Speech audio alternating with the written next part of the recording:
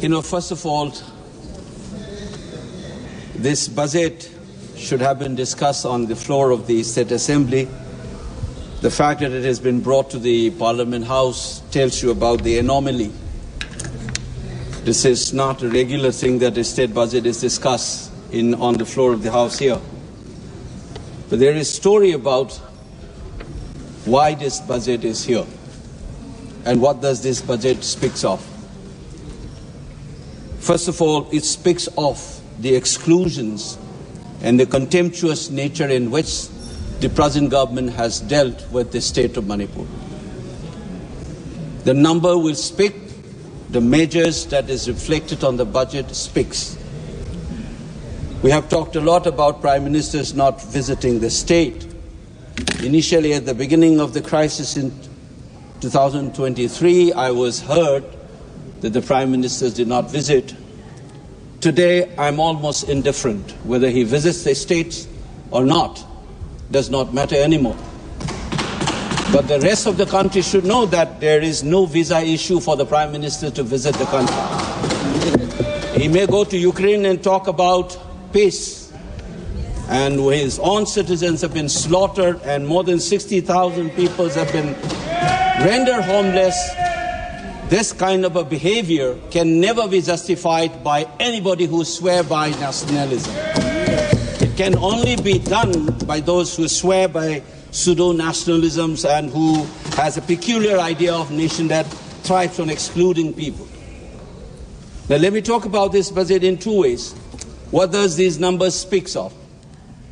The first one is this, a clear sense of the state of economy of this state called Manipur.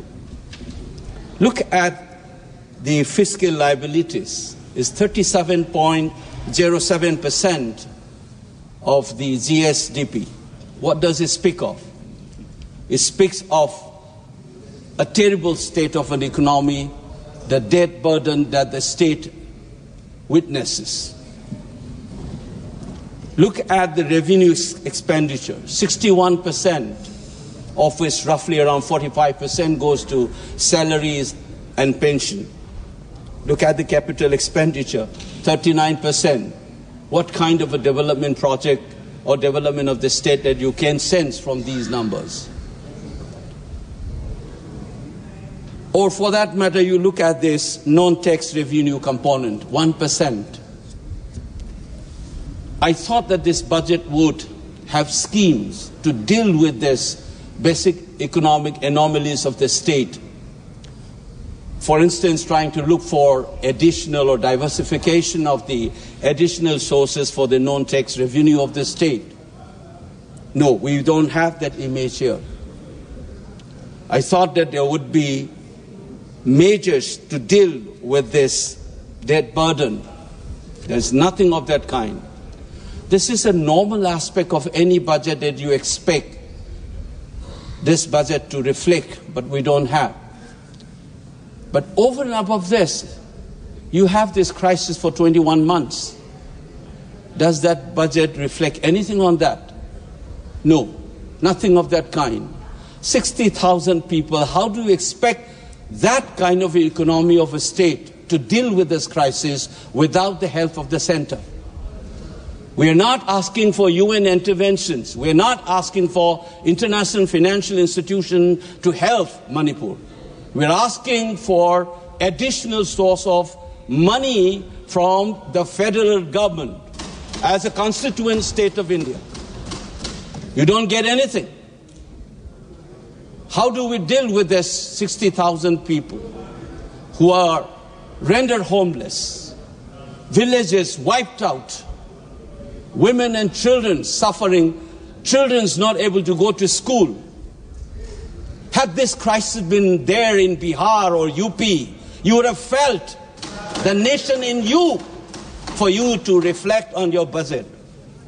The kind of exclusions that I have been trying to brought up in this house. Remember that Gandhi was thrown out of the train. How does he felt? He thought that he was a barrister. He thought he is entitled to that compartment in the train. He was thrown out of that.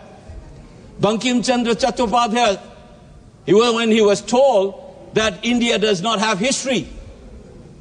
That sense of invisibility is what this government has been doing. Nothing of this kind has been mentioned in your presidential speech. You've been trying to make us invisible, our tragedy as insignificant.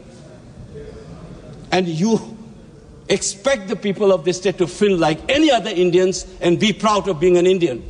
People have begun to start asking questions about the relationship between our state and the Union of India. People are remembering the instrument of exclusion. People are remembering that controversial merger agreement. Why?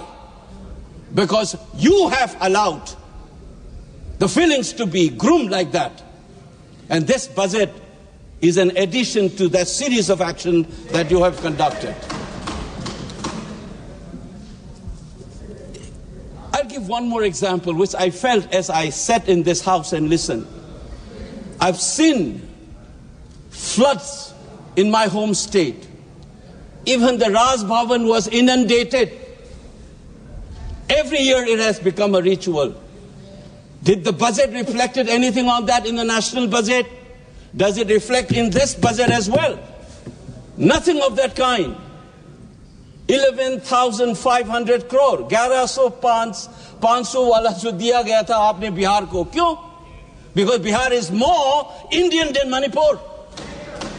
You think that you said that you will try to help the state of Assam and Himachal for the flood. Nothing has been said about Manipur. Ask your governor how the residents of that Raj Bhavan was inundated.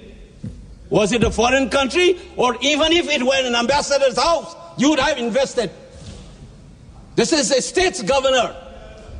Under the Union of India, you don't bother and you expect us to feel normal, being included.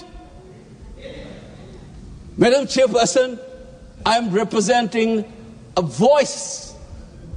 I have taught generations in this country, from Kanyakumari to Kashmir, from Gujarat to Nagaland. For 30 plus years, I've seen this. And you think it's normal that we as people's representative in this house will continuously throw this kind of insults? This budget is the same story that I have been witnessing. What do we do now? What can I expect from this government? What they will end up doing is, though this is being a budget estimate, they are projecting for 25-26. At the end of the day, you said, because I'm aware this is vote on account, and you say 50% has been approved. It's like a ritual. You will finish it off. Manipur even doesn't address. A ritual will be completed in a couple of days. Is this the largest democracy's temple would be indulging itself? I'm ashamed of myself to bring up these issues. It's not a joke. When thousands of people suffer, I expect this government to have some sensitivity and pump in a little more money and talk openly. If we have made mistake, let's accept. This is not about BJP or Congress. Let's move forward. Let's try to have this feeling that we are one, that we care for you.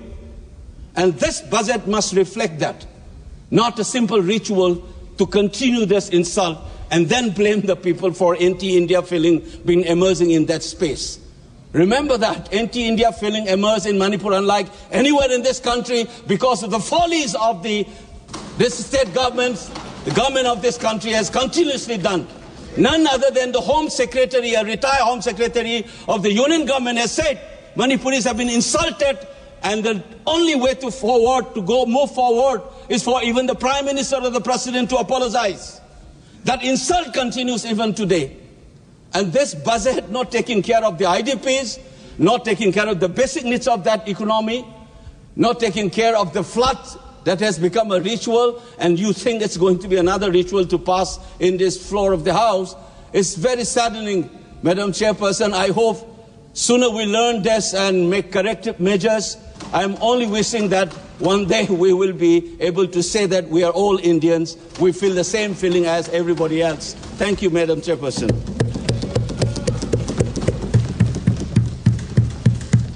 Shri Bhola Singh.